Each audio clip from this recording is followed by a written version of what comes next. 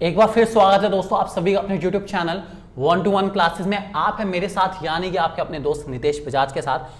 आज हमारी बात चलने वाली है दोस्तों आप लोगों से कि जो हमारा चैप्टर 1 चल रहा है माइक्रो इकोनॉमिक्स का, जिसका नाम है इंट्रोडक्शन टू माइक्रो इकोनॉमिक्स।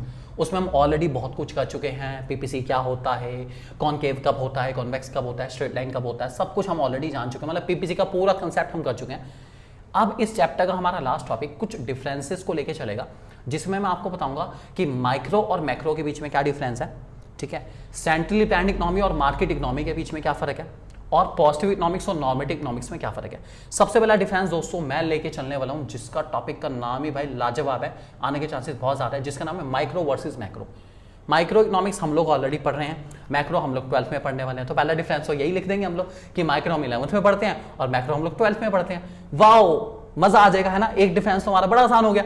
ऐसा नहीं है दोस्तों, जरा देखते हैं, गहराई में उतरते हैं, माइक्रो और मैक्रो में क्या डिफरेंस है उसके बारे में फोकस करते हैं। आपके सामने यहाँ पे डिफरेंस आ रहा है सारा का सारा। पहला पॉइंट हमारा मीनिंग के बेस पर है दोस्तों।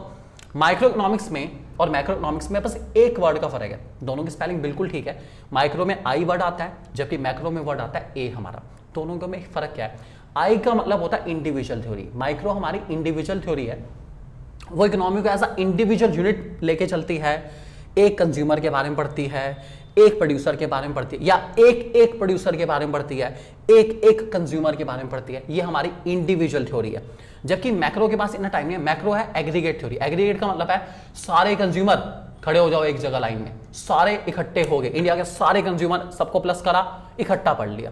सारे प्रोड्यूसर तैयार हो जाओ, सबको इकट्ठा करा, एक ही बार पढ़ लिया। मतलब वो ऐसा एग्रीगेट लेके चलती है, सब चीजों को प्लस करके, सारे प्रोड्यूसर के बिहेवियर को इकट्ठा करके पढ़ती है, सारे कंज्यूमर के बिहेवियर को इकट्ठा करके पढ़ती है। यही है मैक्रो की खासियत। जहां माइक्रो बात करती है इंडिविजुअल इनकम पर, आपकी इनकम कितनी है, इनकी इनकम कितनी है, उनकी इनकम कितनी है। मैक्रो बात करती है नेशनल इनकम की, ये बताओ पूरे देश की इनकम कितनी है, एक एक के बारे में नहीं, सबको इकट्ठा करके करा जाएगा। तो यही है दोस्तों हमारी मैक्रो इकोनॉमिक्स और माइक्रो इकोनॉमिक्स का सबसे बेसिक डिफरेंस मीनिंग के बेस पर। दूसरा टूल्स की बात करूं, माइक्रो का टूल्स है दोस्तों डिमांड और सप्लाई। माइक्रो में हमारे मेन चैप्टर भी डिमांड और सप्लाई है, जबकि मैक्रो के हमारे मेन टूल्स है एग्रीगेट डिमांड और एग्रीगेट सप्लाई। मतलब एक एक इंसान की डिमांड माइक्रो में पढ़ेंगे और सबकी डिमांड को प्लस करके एग्रीगेट करके सबको प्लस करके हम लोग मैक्रो में पढ़ेंगे दोस्तों। सिंपल सा हमारा तीसरा हमारा बेसिक ऑब्जेक्टिव। माइक्रो का मेन ऑब्जेक्टिव है दोस्तों हर कॉमोडिटी के प्राइस को डिटरमाइन करने में। चावल का रेट कितना होगा, ठीक है, गेहूं का रेट कितना होगा, ठीक है, बिस्किट का रेट कितना होगा, नमकीन का रेट कितना होगा, पेन का रेट कितना होगा, पेंसिल का रेट कितना होगा, ये माइक्रो थ्योरी का काम है। वो एक एक चीज का प्राइस डिटरमाइन करती है। इसके अलावा वो फैक्टर्स ऑफ प्रोडक्शन के रेट भी डिटरमाइन करते हैं कि लैंड का रेट कितना, लेबर का कितना, कैपिटल का, हर चीज के रेट डिटरमाइन करती है। मैक्रो रेट डिटरमाइन करती ही नहीं। मैक्रो बात करती है कि देश में इनकम कितनी है, ये बताओ, पैसा कितना है देश में, कितने लोगों के पास नौकरी है, एम्प्लॉयमेंट कितना है देश में हमारा। तो मैक्रो बहुत बड़े बड़े मुद्दों के बारे में बात करती है, बहुत बड़े बड़े रेट, जनरल प्राइस लेवल कितना, इन्फ्लेशन कितना आ रहा है देश के अंदर, ठीक है। वो एक एक चीज की बात नहीं करती, वो ऐसा होल बात करती है, पूरे देश में कितने प्राइसेस बढ़ रहे हैं, इन्फ्लेशन कितना आ रहा है, महंगाई कितनी आ रही है। माइक्रो छोटी बातें कि यार कल तक मैगी का पैकेट 12 रुपए का आता था, अब 14 रुपए का आता है, 14 रुपीज का हो गया। ये माइक्रो बातें, छोटी छोटी बातें। मैक्रो कहती है कि कल तक हमारे देश में इन्फ्लेशन 5% का आता था, आज 7% का आता है, 8% आता है। हर साल चीजों के रेट 8% बढ़ जाते हैं ऑन एन एवरेज। बड़ी बड़ी बातें चल रही है। मतलब हर साल हमारे देश में हर चीज का रेट ऑन एन एवरेज 8% बढ़ जाता है। ये कितनी बड़ी बात है, ये मैक्रो लेवल की बात है दोस्तों, ध्यान रख के चलेंगे। अगला हमारा एग्रीगेशन है। एग्रीगेशन का मतलब होता है सम अप करना, किसमें किस लेवल तक का सम होता है। माइक्रो का सम बड़ा लिमिटेड लेवल, छोटे लेवल का है। माइक्रो में हम क्या करते हैं, ज्यादा से वैसे तो हम एक एक करके पढ़ते हैं, फिर भी अगर चलो थोड़ा बड़ा भी करते हैं तो 10, 20, 50, 100 लोगों को प्लस करके हमने क्या करा, इंडिविजुअल डिमांड को प्लस करके मार्केट डिमांड कह दी। हमने कहा जी ये 100 लोगों की मार्केट है या 500 लोगों की मार्केट है और इस मार्केट की डिमांड इतनी है। बस 100, 200, 500 लोगों का एग्रीगेशन होता है माइक्रो में। लेकिन जो सबसे बड़ा एग्रीगेशन है, सबसे बड़ा का मतलब पूरे देश का, देश के 140 करोड़ लोगों का एग्रीगेशन मैक्रो में होगा दोस्तों। 140 करोड़, 140 करोड़ लोगों की डिमांड को प्लस करके मैक्रो इकोनॉमिक्स चलेगी, माइक्रो नहीं चलेगी। ध्यान रख के चलेंगे दोस्तों। और लास्ट हमारा बेसिक एजम्पशन के बेस पर लेते हैं। माइक्रो पढ़ते हुए मैक्रो कांस्टेंट है, मैक्रो पढ़ते हुए माइक्रो कांस्टेंट है। Wow what a joke. इसका मतलब है जब आप माइक्रो पढ़ रहे हो तो आपको मैक्रो के बारे में कोई ज्ञान नहीं है, और जब आप मैक्रो पढ़ोगे 12th में तो आप माइक्रो का सारा ज्ञान भूल चुके होंगे। ये फैक्ट भी है दोस्तों, ये सच्चाई भी है।